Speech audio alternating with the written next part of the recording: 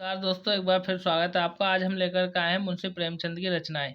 तो देखिए, ट्रिक के माध्यम से मैं आपको सारी की सारी रचनाएं याद करा दूंगा। यदि हम बात करें यहाँ, तो कुल मुंशी प्रेमचंद की यहाँ पर 50 रचनाएं हैं। आप इनको चाहे गिन लेना।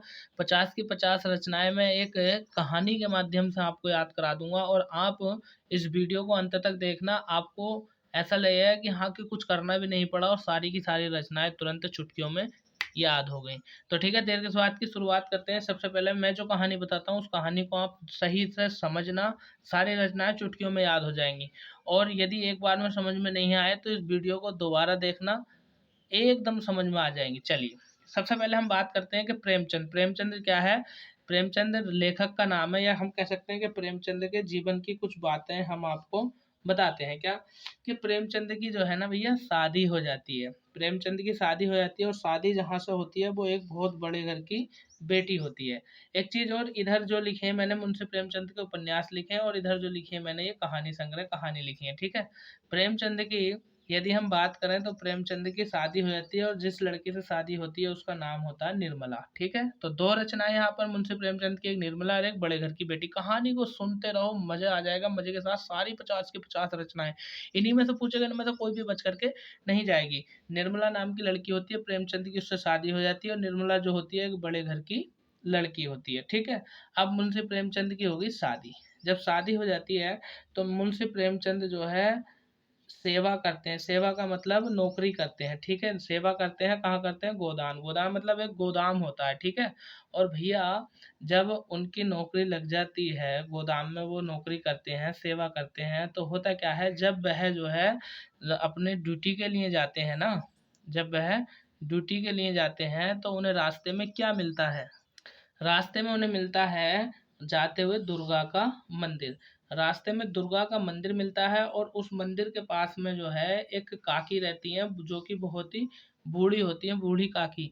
तो वो क्या काम करते थे? मंदिर जाते थे, आशीर्वाद लेते थे। और जो बूढ़ी काकी थी, वो जो थी विधवा थी। बूढ़ी काकी विधवा थी, और उनके पति का नाम था आत्माराम। ठीक है, काकी जो थी वो बूढ़ी थी, उनके पति का नाम था आत्माराम। और यदि हम बात करें, तो ये काकी कैसी थी? ये काकी थी बेटों वाली विधवा। ठीक है, यहाँ पर लिख रखा है, देखो मैंने, ये काकी थी बेटों वाली विधवा। ठीक, उसके बाद होता क्या है कि जब मुंशी प्रेमचंद जाते हैं ड्यूटी करने के लिए, ठीक, तो यहाँ पर जो है उनके साथ एक लड़की और कार्य करती थी, जिसका नाम था प्रेमा। एक लड़की कार्य करती थी, प्रेमा। फिर होता क्या है, धीरे धीरे इन्हें जो है मुंशी प्रेमचंद को प्रेमा से प्यार हो जाता है।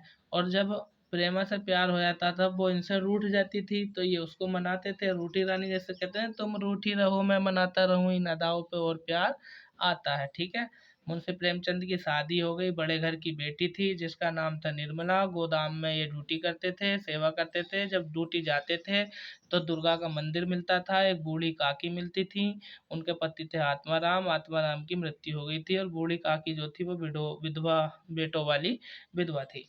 उसके बाद क्या होता है कि एक बार ऐसा होता है, जो बूढ़ी काकी होती है, इन्हें 1.25 गेहूं देती है, और कहती है, बेटा किसी दिन ना तुम मेरे लिए इन गेहूं का आटा बनवा करके उसकी पूड़ी बना करके लाना। और बहुत सारी दुआ देती है, क्योंकि काकी जो होती है वो माता के समान होती है, और माता का हृदय कैसा होता है? निर्मल होता है। ठीक है, उसके बाद क्या होता है कि कुछ समय पश्चात, ठीक है, कुछ समय पश्चात होली का टाइम आ जाता है। और होली के टाइम की यदि हम बात करें, तो यहाँ पर एक कहानी का नाम है इनके, होली का उपहार। जब होली का टाइम आ जाता है, तो आपको जैसे मालूम होगा, जब हम गुलाल बखेरते हैं, तो गुलाल से पूरी भूमि भी कैसी हो जाती है? रंगीन हो जाती है, यानी रंग भूमि। ठीक है, तो रंग भूमि और कर्म भूमि इनका उपन्यास है, इसको भी याद रखना।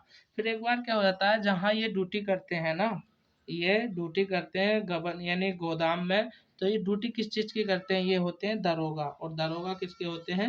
नमक के दरोगा। ठीक है, देखो यहाँ पर लिख रहा है, ये लिख रहा है। ठीक है, ये नमक के गोदाम में क्या होते हैं? नमक के दरोगा होते हैं। अब एक बार क्या होता है, कुछ नमक की बोरियां जो है ना गायब हो जाती हैं। कोई और व्यक्ति चुरा के ले आता है, और उसका इल्जाम जो है इन पर लग जाता है, यानी नमक की बोरियों का क्या हो जाता है? गबन हो जाता है, और इन पर इल्जाम लग जाता है। तभी उस इल्जाम में क्या कर देते हैं, ये इस्तीफा दे देते हैं। और वो गोदाम जो होता है किसका होता है, ठाकुरों का होता है, यानी ठाकुरों वाला कुआं। तो ठाकुरों का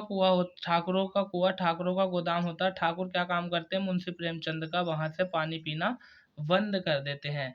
इस पर क्या होता है, एक बार ऐसा होता है, पूस की रात होती है।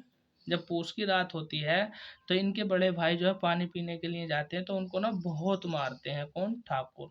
ठाकुर बहुत मारते हैं इनके बड़े भाई को, कब, पूस की रात में। तो इनको जो है ना गुस्सा आता है, और ये क्या काम करते हैं, सुबह सुबह अपने गांव में जो है एक पंचायत का आयोजन करते हैं। ठीक है। और जब पंचायत का आयोजन होता है तो पंचायत में पंच जो होते हैं वो 5 होते हैं जो फैसला करते हैं, और 5 पंच को क्या कहते हैं, पंच परमेश्वर। तो अब जो पंच होते हैं ना वो भी ठाकुरों के पक्ष में बोलते हैं। जब वो पंच ठाकुरों के पक्ष में बोलते हैं तो वो पंच जो है प्रेमचंद के खिलाफ जो है मतलब न्याय कर देते हैं, मतलब मुंशी प्रेमचंद को चोर ठहरा देते हैं। तो मुंशी प्रेमचंद रो पड़ते हैं और कहते हैं ये मेरी सज्जनता का दंड इन पंचों द्वारा मुझे दिया जा रहा है, कोई बात नहीं है, अब जो मेरा न्याय करेगा वो ईश्वर करेगा। और ये पंच भी शतरंज के खिलाड़ियों की तरह मेरे साथ खेल खेल रहे हैं। ठीक है, कोई बात नहीं, मैं ईश्वर का सुजान भगत हूँ, ईश्वर जो है मेरा न्याय करेगा।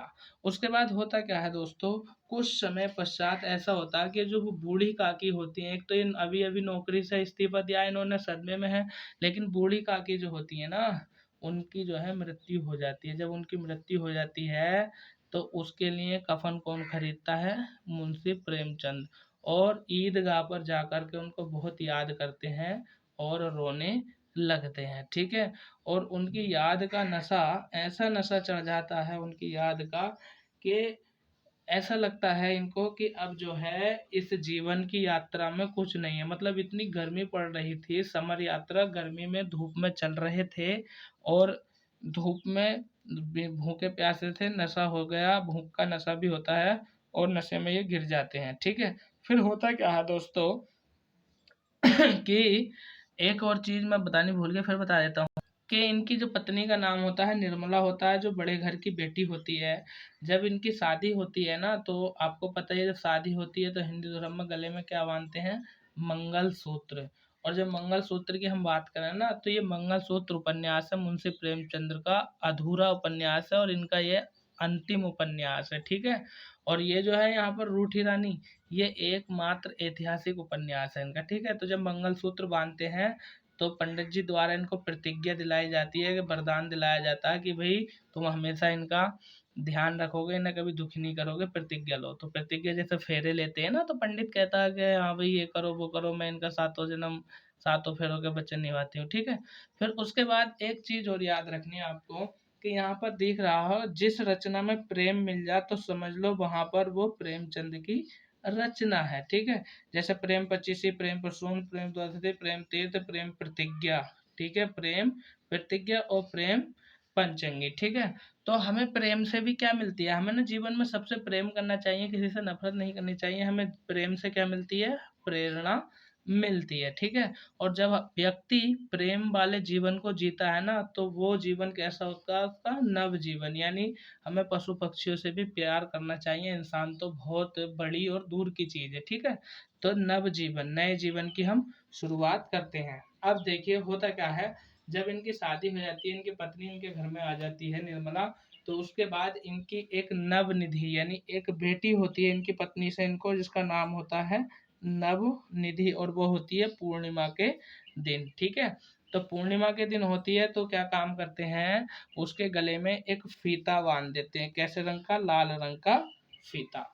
तो दोस्तों ये 50 की 50 कहानी के द्वारा मैंने आपको सारी रचनाएं याद करा दी। एक बार आप इस वीडियो को दोबारा देखो, कसम से सारी की सारी याद हो जाएंगी। दोबारा देखो, जैसे प्रेमचंद होते हैं, बड़े घर की बेटी होती है निर्मला से, उसकी शादी होती है।